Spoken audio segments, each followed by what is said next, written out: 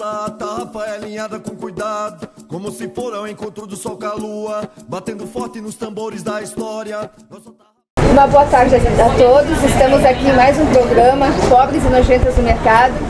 E casualmente estávamos gravando um outro programa, encontramos aqui o companheiro Aldemar Olsen, então já aproveitamos, porque nesse ponto aqui circulam muitas pessoas que são fantásticas, né, do ponto de vista da cultura, da participação e na vida pública da cidade, então já aproveitamos e entrevistamos então hoje o Aldemar Olsen. Uma boa tarde. Hello. O Aldemar, que para os íntimos é conhecido como Viking, por que é essa história aí? É o meu ancestral mais remoto, veio da Noruega para o Brasil em 1850. A família Olsen esteve presente na fundação de Joinville, a colônia Dona Francisca. E os meus ancestrais nasceram todos em Rio Negrinho, norte do estado.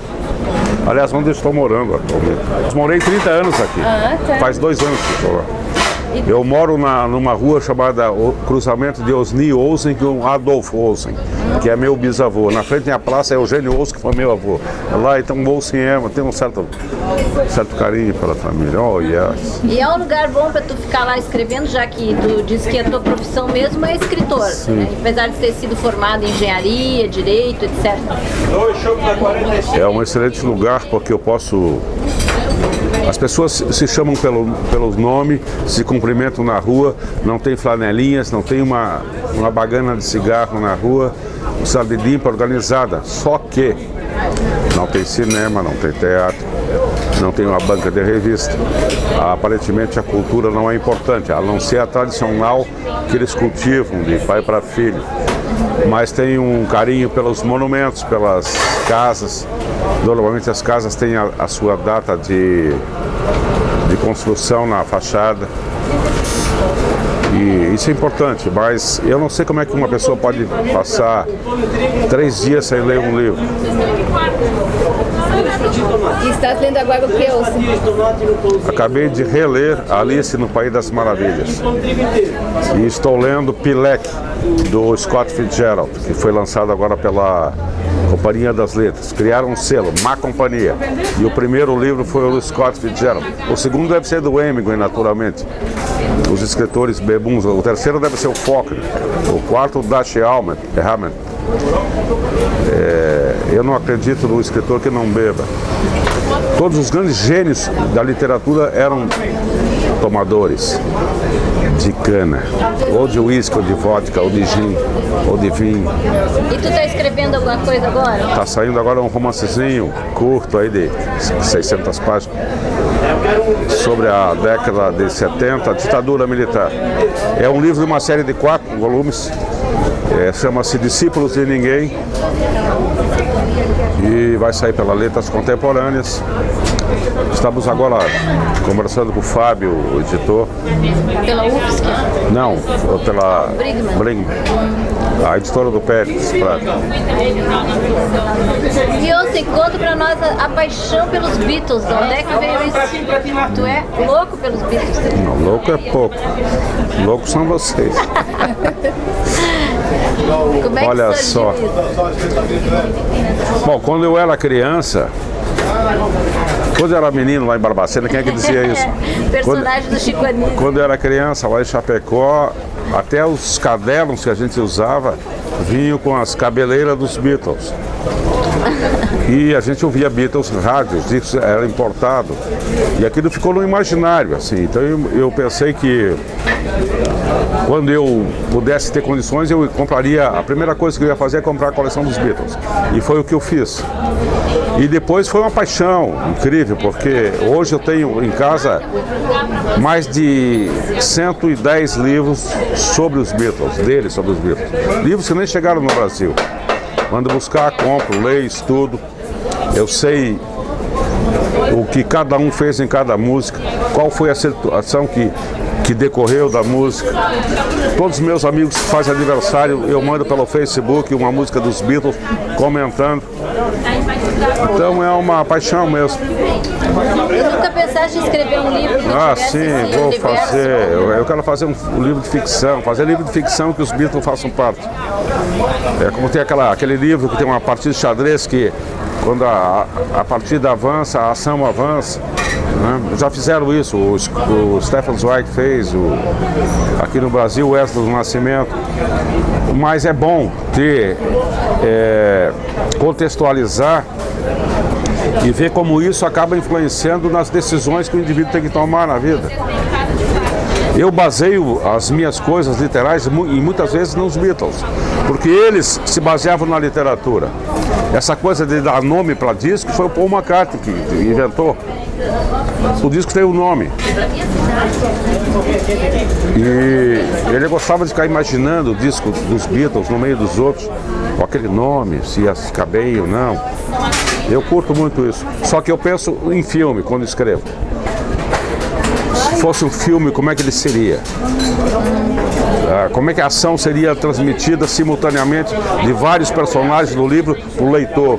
Como é que é esse teu processo criativo? Até porque tu está sendo entrevistado pela Pobres e Nojentos também por isso, quer dizer, porque tu também circula nesse mundo, né, nesse universo dos personagens. Antes de continuar, eu quero dizer que eu sou curtidor do blog das meninas.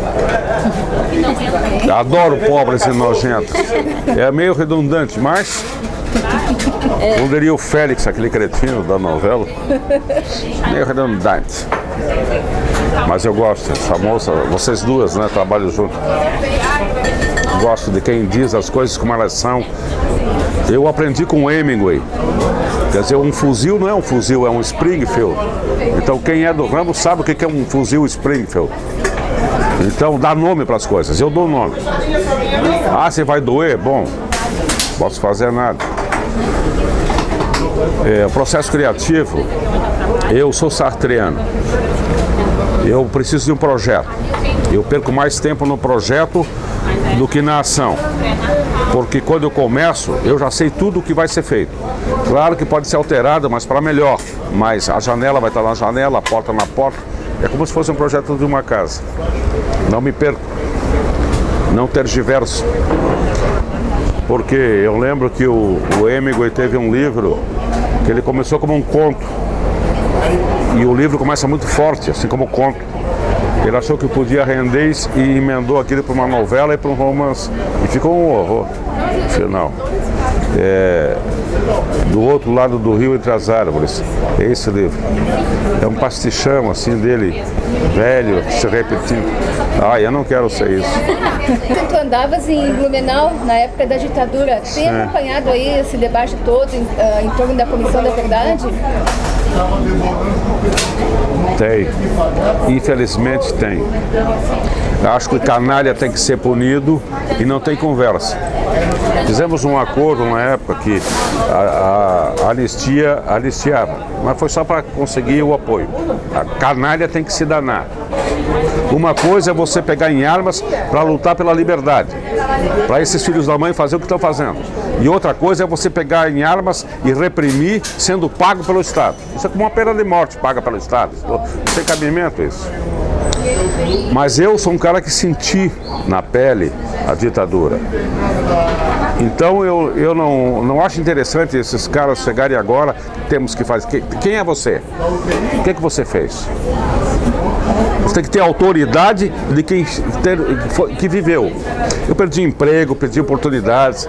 Se eu não tivesse um pai que me bancasse, eu não sei o que seria de mim. Talvez eu estivesse por aí, como estou por aí também. Mas a humilhação, ela é abrangente, se estende.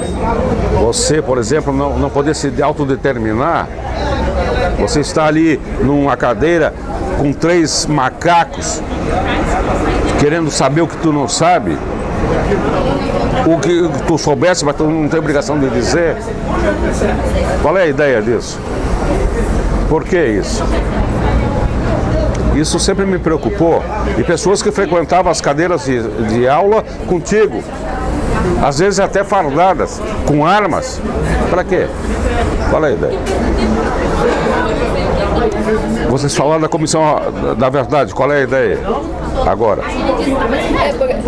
Eles estão recuperando essa coisa, justamente isso, de dar punição aos caras, de dar nome aos... Como o Raul Alfonsin fez na Argentina.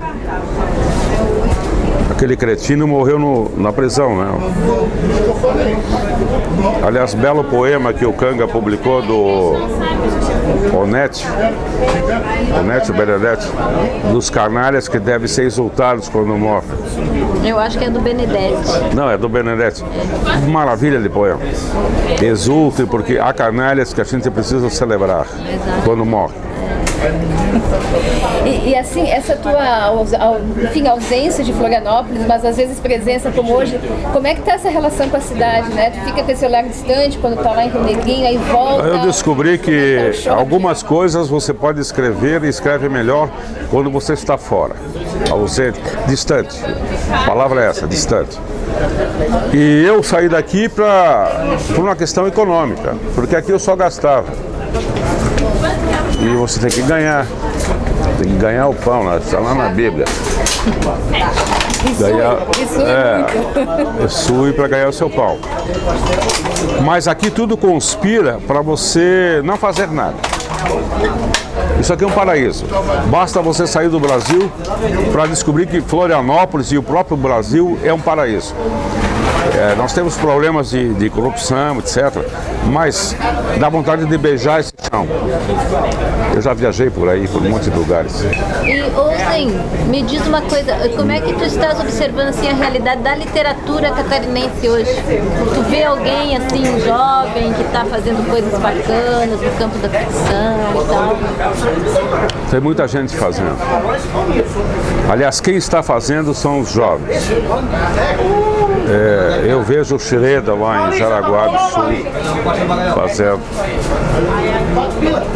Vejo algumas pessoas aqui fazendo, mas também eu vejo as pessoas tentando quebrar alguns ícones sem saber do que se trata.